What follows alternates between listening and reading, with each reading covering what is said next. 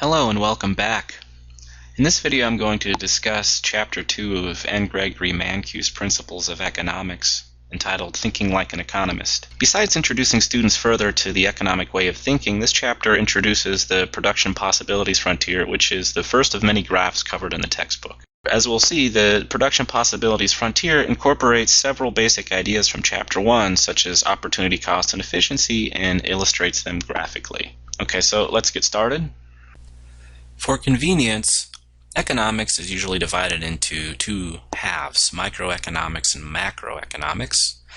Microeconomics is the study of how households and firms make decisions and how they interact in markets. Macroeconomics is the study of economy-wide phenomena, including inflation, unemployment, and economic growth. So microeconomics, which comes from the Greek word micro, meaning small, like a microscope, studies individual actors in the economy, individual firms, and also individual industries. Macroeconomics, which comes from the word macro, meaning large, is the study of the economy as a whole. So if we're looking at the price of a particular product, for instance, that would be microeconomics. So if we're studying gas prices, that would be a microeconomic topic. If we're studying prices as a whole, so for instance, what's going on to the average price level in the economy, we'd be talking about inflation, and that would be a macroeconomic topic. If we wanted to see how much was being produced by an individual firm or an individual industry, that would be microeconomics. If we wanted to see how much was being produced by an entire economy, like the United States, that would be macroeconomics. Okay, so microeconomics looks at individual units, and macroeconomics tends to look at aggregates and views the economy as a whole. Economists play two key roles in society. The first is purely a scientific role, where they try to explain the world around them. So for instance, economists try to explain what causes the business cycle, why unemployment might be increasing or decreasing, what causes inflation, and so on. Right, the second role that economists play is as policy advisors. They try to come up with policies to make the world around us a better place to live in. So they might try to come up with ideas about how to mitigate the business cycle or prevent it, or how to reduce unemployment or inflation. Right, so notice that you have to know something about how the world works in order to be able to shape it to your wishes. So these two things reinforce each other. As scientists, economists make positive statements which attempt to describe the world as it is. A positive statement is a statement of fact. As policy advisors, economists make normative statements which attempt to prescribe how the world should be. A normative statement is just a statement of preference. Right? Positive statements can be confirmed or refuted, but normative statements cannot. This table compares positive statements and questions with normative statements and questions. Remember, a positive statement is a statement of fact. Right, so for instance, an example of a positive statement might be, the definition of economics is the study of choice in the presence of scarcity. In this case, the statement happens to be true. A normative statement is a statement of preference. So an example might be, economics should be a required class for nursing majors. Often, the people who organize the program, and the people taking the program in this case, don't agree. Right, so a lot of nursing majors don't think they should have to take economics. Well, the people putting the program together think that they should. Right, so you can have strong feelings about normative statements, but the key here is that it just expresses an opinion that can't be objectively proven to be true or false. Another example of a positive statement would be that the Statue of Liberty is 151 feet tall. A normative statement would be something like, tall buildings are awesome. Moving on to economics, an example of a positive economic question be something like, if the government increases the minimum wage, how many workers will lose their jobs? Okay, so the answer might be no workers will lose their jobs. It could be that any workers will lose their jobs, or it could be that employment will actually increase. Right? But here we have a question that can be studied, and at least theoretically, if we know enough about the world, right, we can answer it definitively. A normative economic question would be something like, should the government increase the minimum wage? Well, here different people might disagree. Right? So we might be able to come to an agreement about what the effect of the minimum wage might be, right? But that doesn't mean that we're all going to agree whether or not there should be a minimum wage or not. Finally, another example of a positive economic question would be, if a nation restricts shoe imports, who benefits and who bears the cost? An example of a normative economic question would be, should the government restrict imports? Okay, so positive statements are statements of fact, normative statements are statements of preference. When economists act in their scientific role, they employ the scientific method, which is just a way of testing theories about how the world works.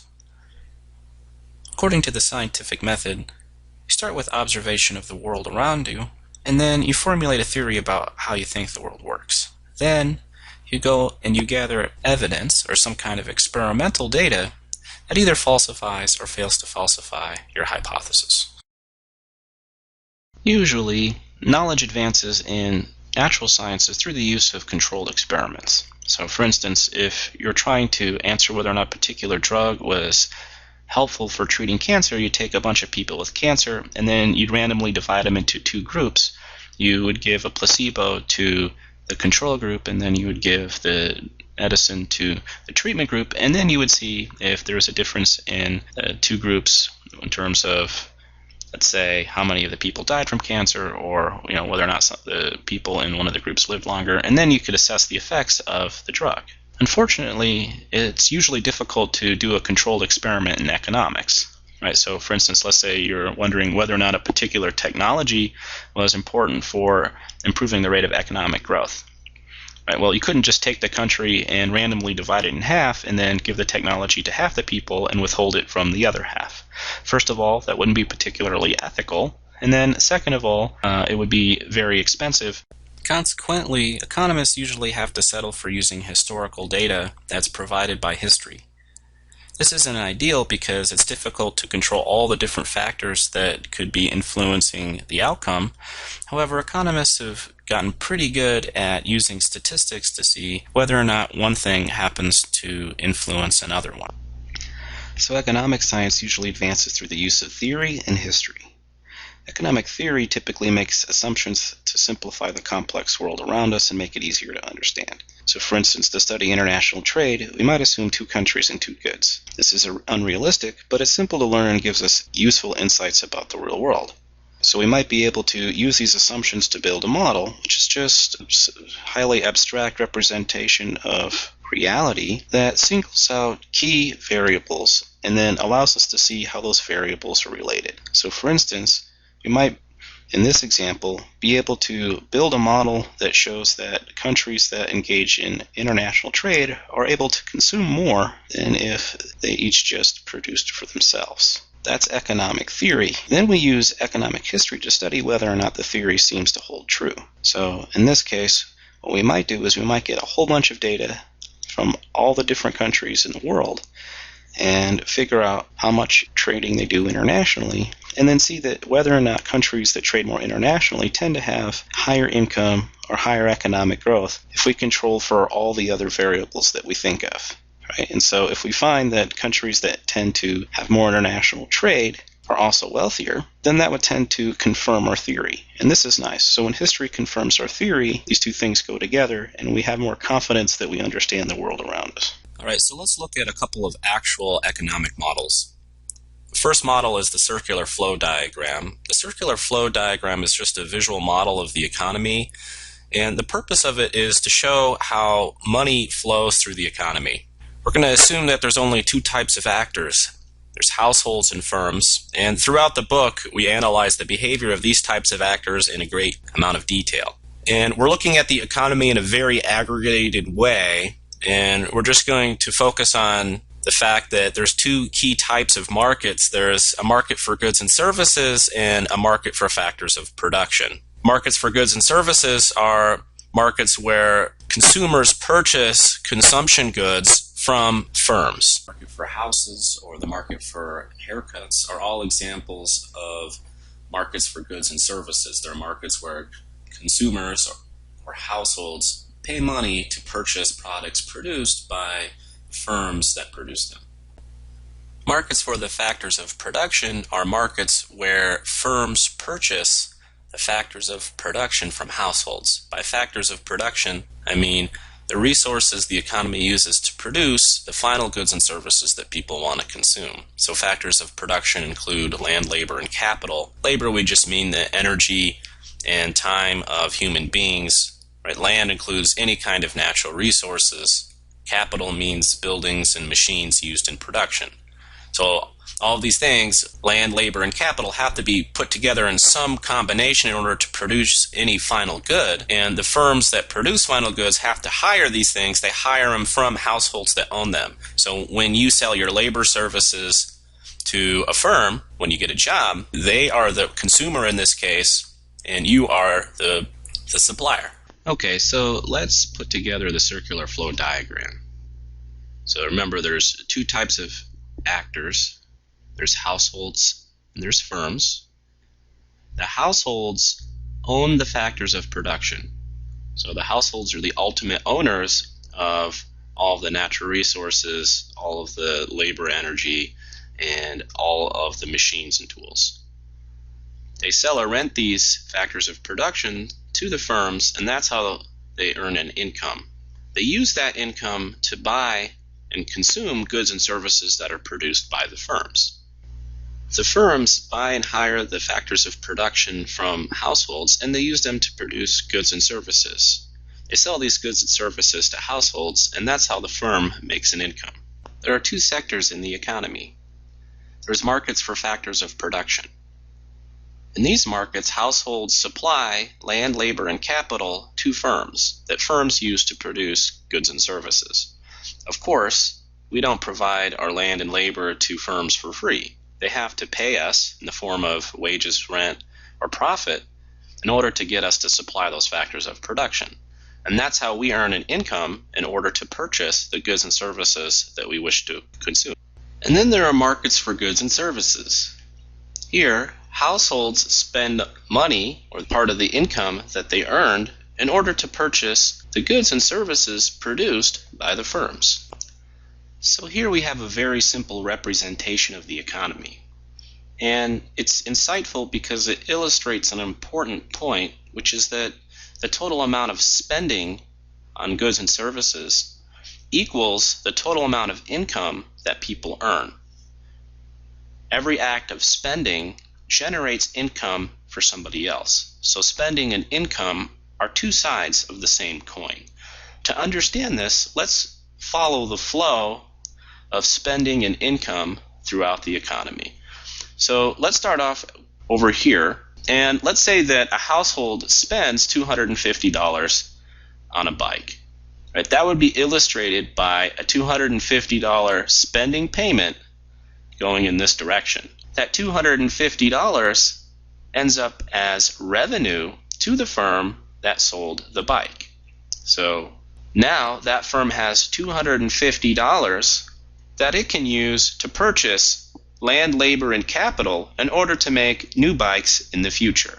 When it does that, that $250 ends up as income for the households that sold the land, labor, and capital. Those households use that $250 to purchase other consumer goods and services, which winds up as revenue for other firms. Those firms use that revenue in order to purchase factors of production, winds up as income.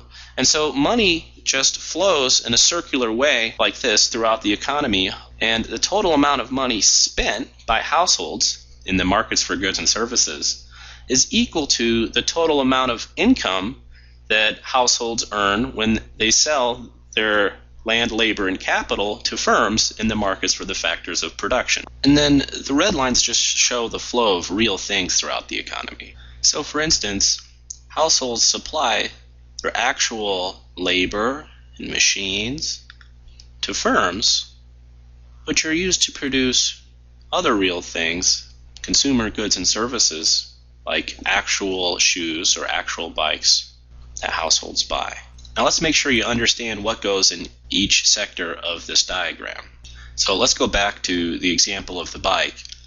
If a consumer spends, let's say, $500 on an awesome mountain bike, that would be represented right here as part of consumer spending on goods and services. If we had the bike itself, that would go right here. The physical bike, it's part of the red line. It's what's being transferred from the firms to the households. So the dollar bills are going from the households to the firm. The bike itself is going from the firm to the household in this transaction. The firm, in order to make the bike, had to hire land, labor, and capital.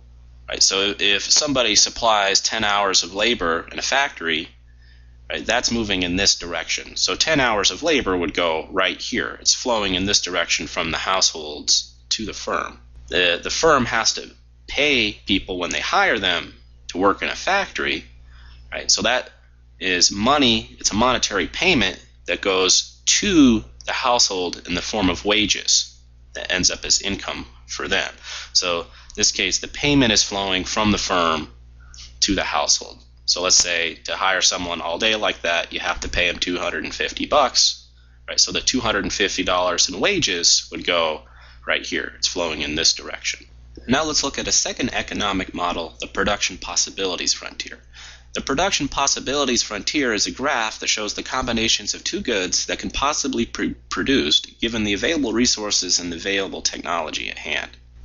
The production possibilities frontier incorporates and illustrates some of the important ideas from Chapter 1, including the ideas of scarcity, the idea of trade-offs or opportunity cost, and the idea of efficiency.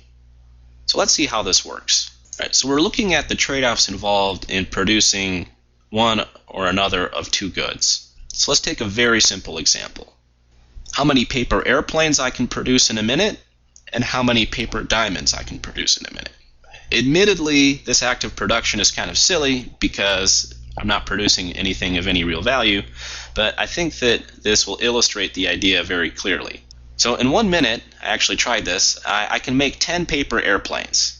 Okay, so I'm actually pretty good at making paper airplanes. When I was a kid, I made a lot of them. You can try it for yourself if you want. So just take out some pieces of paper, time yourselves in 1 minute, see how many paper airplanes you can make. You might be able to make more than me, you might be able to make less. And then I timed myself and I tried to see in 1 minute how many diamonds I could cut out of a piece of paper. So it's just diamond-shaped pieces of paper.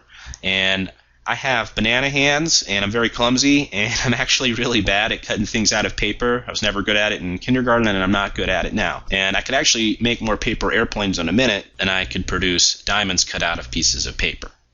Okay, so you can try it for yourself if you'd like and follow along, making your own graphs of your own production possibilities. Right, but let's just start showing a graph of my options here in terms of how many of these two things, paper airplanes and paper diamonds, I can produce. Right, so here we have a graph, and along the vertical axis we're showing the number of airplanes produced, and along the horizontal axis we're just showing the number of diamonds produced. Remember, my labor time is fixed. I only have a minute. Right? And if I spent that whole minute making airplanes, I have the capability to produce 10 of them. Okay, so if I spent all my time making paper airplanes, that whole minute, I would make 0 diamonds and I would make 10 airplanes. That decision would correspond to point A on the graph. Alternatively, if I spent the whole minute making paper diamonds, I have the ability to produce 5 of them in a minute. That decision would correspond to point B on the graph. So if I spent the whole minute making diamonds, I can make 0 airplanes and 5 diamonds. That's point B. Or for instance, I could divide my time in half. If I spent 30 seconds making each one, I could produce 5 airplanes and 3 diamonds in a minute. That decision corresponds to point C on the graph. Or I could divide up my labor in any of many other possible ways, which would all yield different combinations of airplanes and diamonds. Right? The blue line, which we call the production possibilities frontier, just represents all of my production possibilities.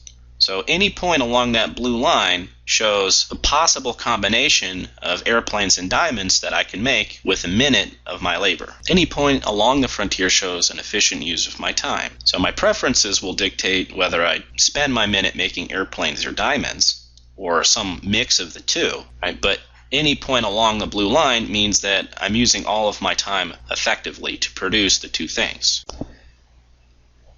Any point that lies outside of the blue frontier would be impossible for me to produce. So a point like point N is not possible given the assumption that I only have a fixed 1 minute of labor input. I simply don't have the ability to make 6 airplanes and 5 diamonds with 1 minute of labor. It's possible that somebody who was better at these things than me would be able to produce this combination of airplanes and diamonds in a minute, but for me, it's just simply impossible. Conversely, a point that lies inside the frontier would be an inefficient use of my time. So, for instance, a point like point I would not be an efficient amount of output. I have the ability to produce more than 3 airplanes and 2 diamonds in a minute, and so if I only produced that much, either I must have spent some of my time unemployed, or I wasn't being efficient with my time. The slope of the frontier shows the trade-off involved between airplanes and diamonds. So, for instance, let's imagine that I produced for 2 minutes. In the first minute, I decide to make only airplanes. In that case, I would make 10. Right, and then let's say in the second minute, I decide that I want 2 diamonds. Well, if I make 2 diamonds, the frontier shows me that I only have enough time left over to make 6 airplanes instead of 10. So in the second minute, I could get 2 diamonds, but I'd have to give up the opportunity of making 4 airplanes. So the trade-off here is 4 to 2 or 2 to 1.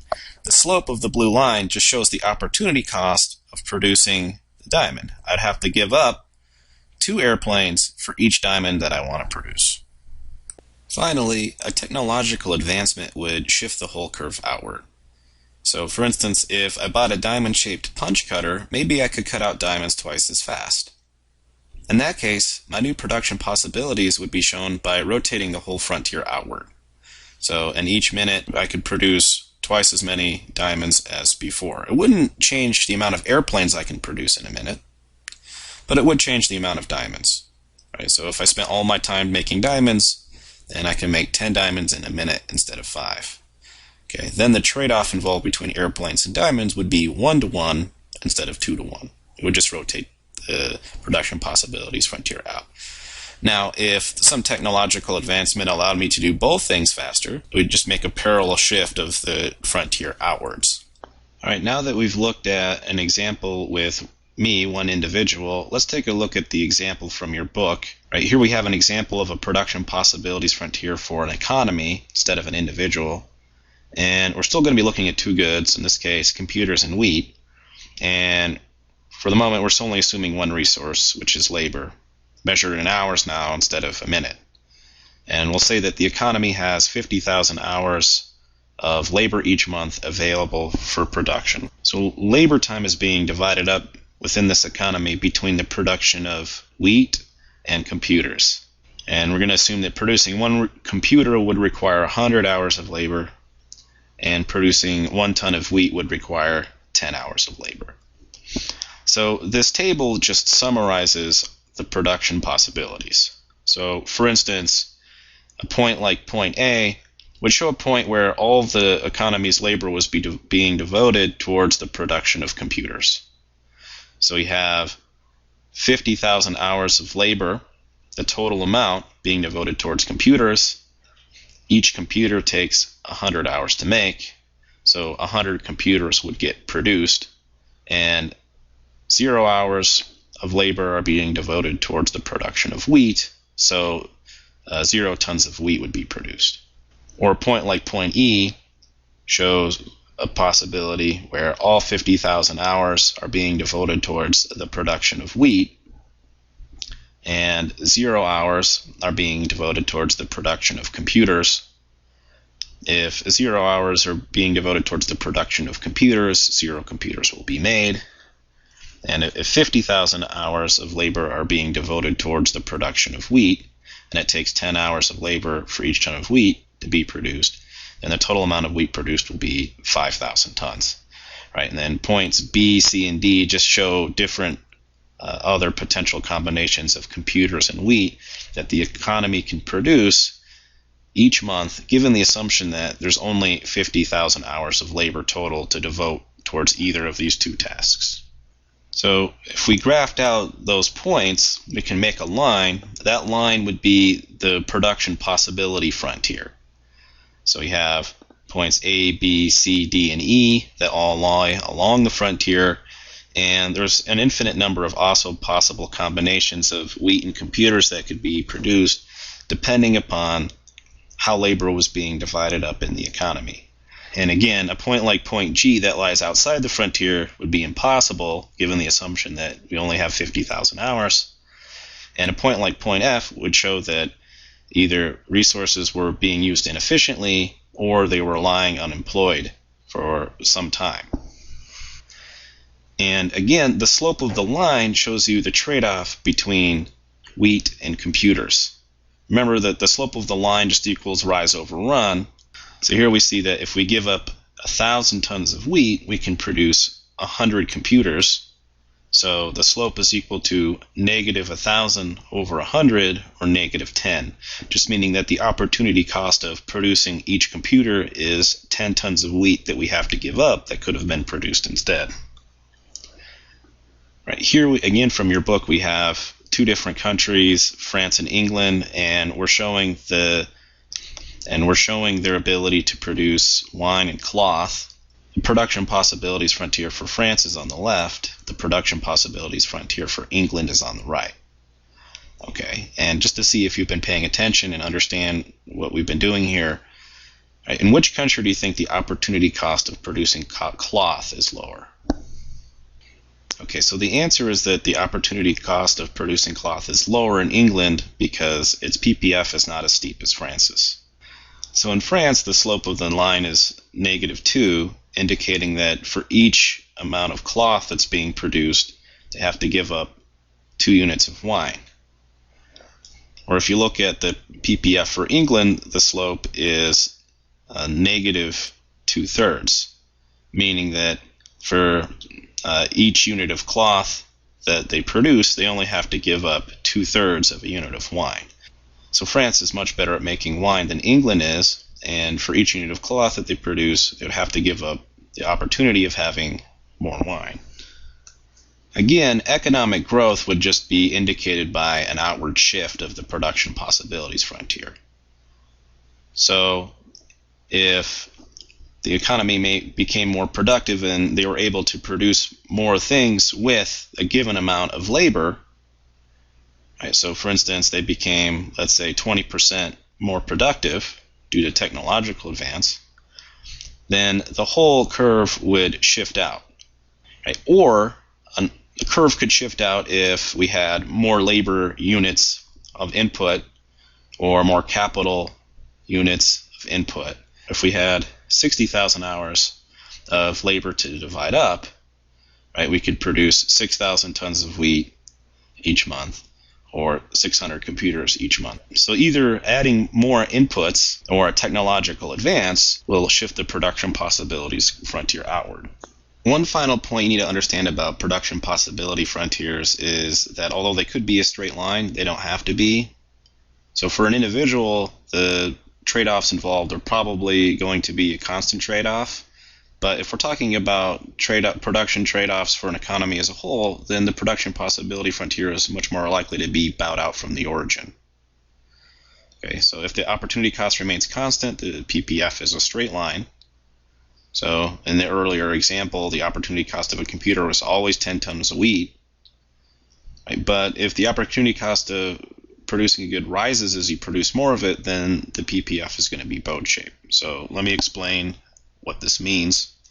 In order to see why the PPF might be bowed out from the origin, let's add in a couple more individuals to my first example.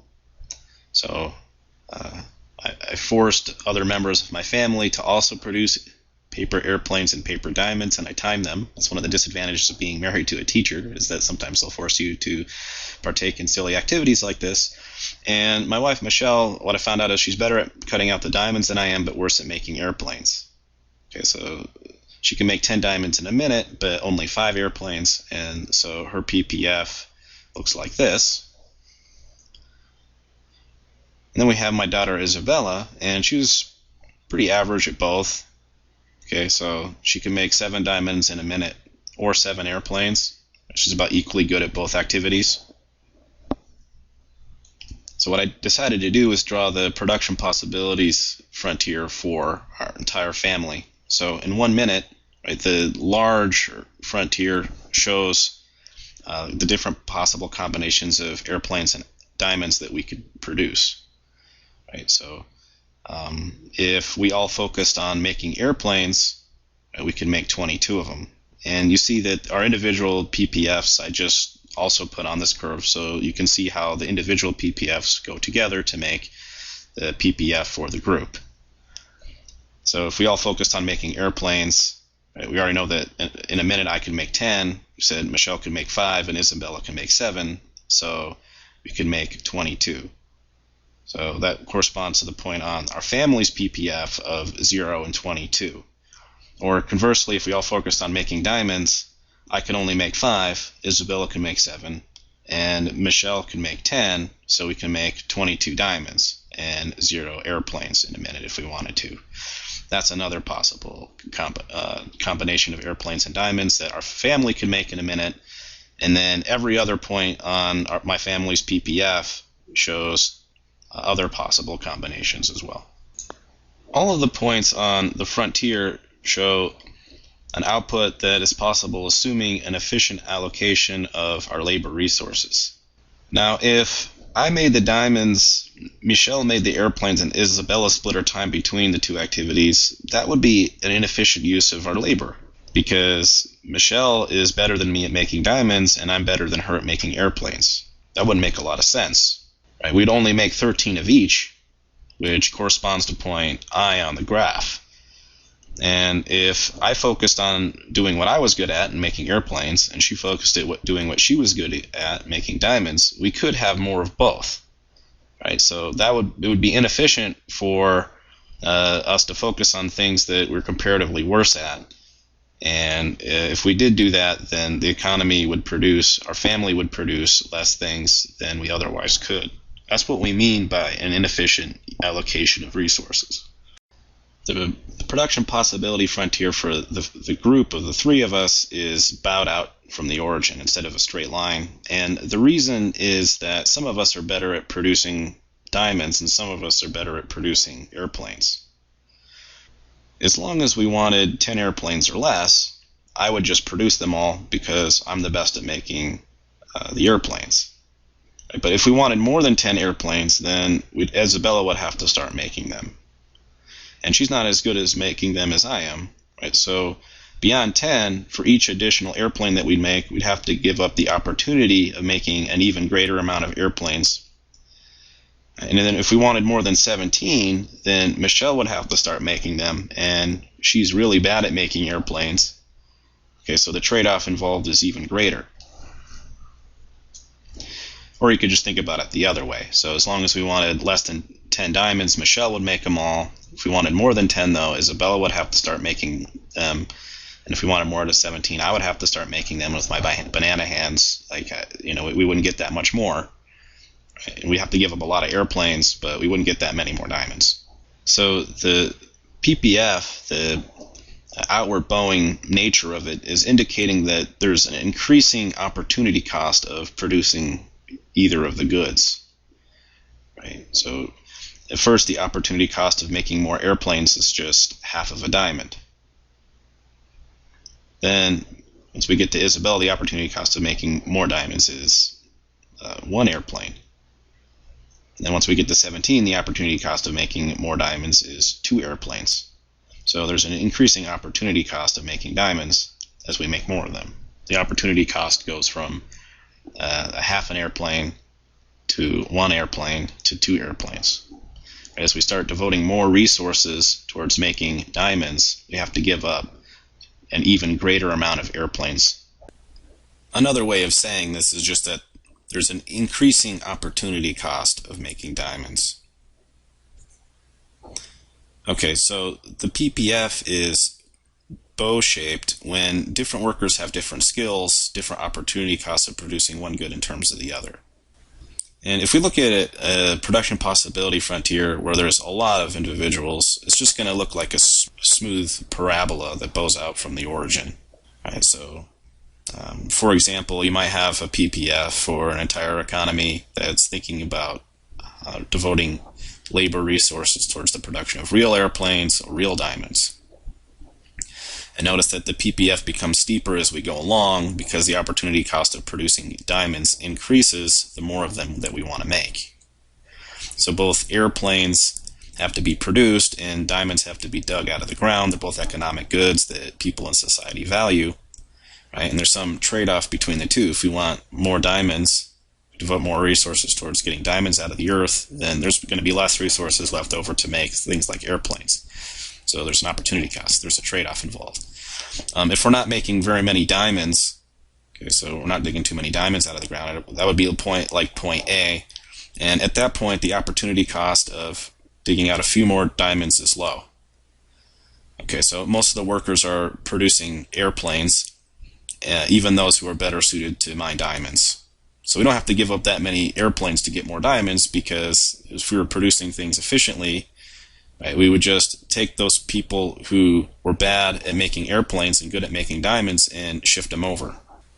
However, if most of the people are already producing diamonds, then the opportunity cost of producing more of them is high. Right? So at a point like point B, where workers are mostly producing diamonds, the few left producing airplanes are the best designers. They're the most capable of making airplanes. Right, so in order to produce a little bit more diamonds each month or each year would require shifting some of the best designers away from airplane production. Right? And if we did that, it would cause a huge drop in airplane output. Okay, so just to summarize, the production possibility frontier shows all combinations of two goods that an economy can possibly produce given its resources and technology. The production possibilities frontier illustrates the concepts of trade-off and opportunity cost, efficiency and inefficiency, unemployment and economic growth. A bow-shaped PPF illustrates the concept of increasing opportunity cost. Right? And that's basically it for this chapter of the book.